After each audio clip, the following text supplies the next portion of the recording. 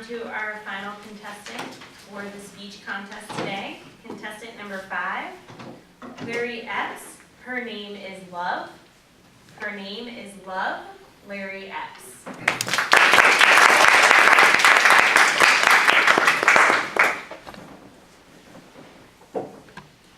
Have you ever stolen anything? Really?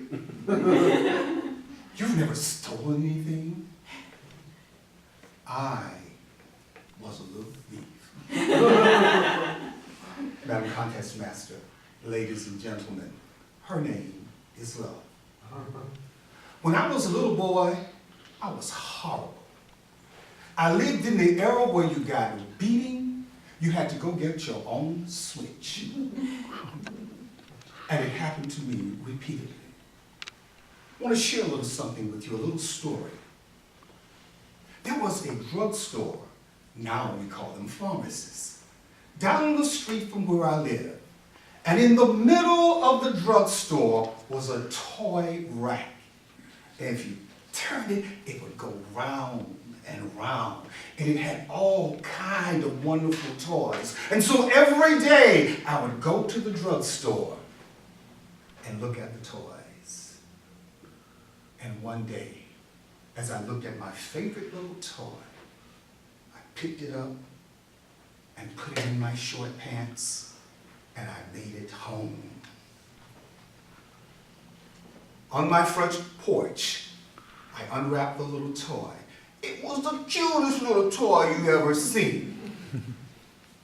If you wind it up, the little man had a dog yapping at his leg, and he would turn around, and I would just play with it. And then my mother came to the door. Boy, where did you get that toy from? Mr. John gave it to me. Where did you get the toy? Mr. John gave it to me. Go get your switch.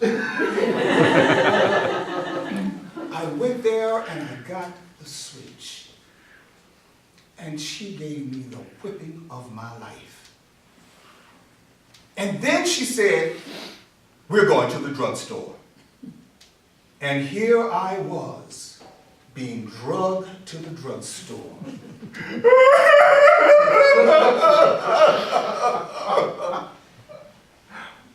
And she looked there at Mr. John. She said, my boy came in here with this toy. Do you know how he got it? Mr. John looked at me with tears and dirt and snot coming down my face. He looked at the toy. He looked at my mother. He looked at me. He looked at the toy. He looked at my mother. He looked at me. He looked at the toy. And he looked at my mother. And he said, yeah, I gave it to him.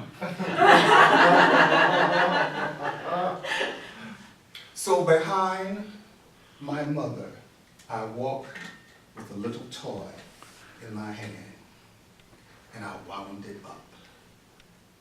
And she said, come here. You stole that toy. You lied to me. But when you stole the toy, you also stole my joy. And I wanted to cry, and I thought, stole your joy? How could I steal your joy? And I thought about it.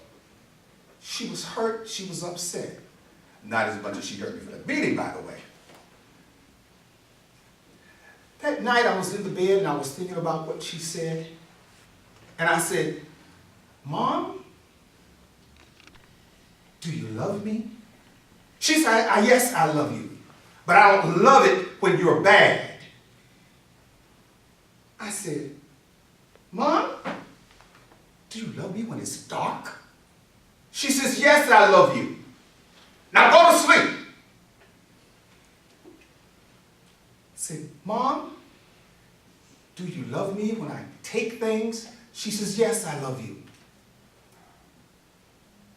I said, Mom, do you love me when I tell stories? She says, yes, I love you. I will always love you. Now go to sleep. The next morning we got up. She took me back to the drugstore. She said, Mr. John, he needs to pay for this toy. Is there anything or job that you could have around here that could make him the money that he needs to pay for this toy? Mr. John did it again. He looked at me. The toy was at home. He looked at my mom.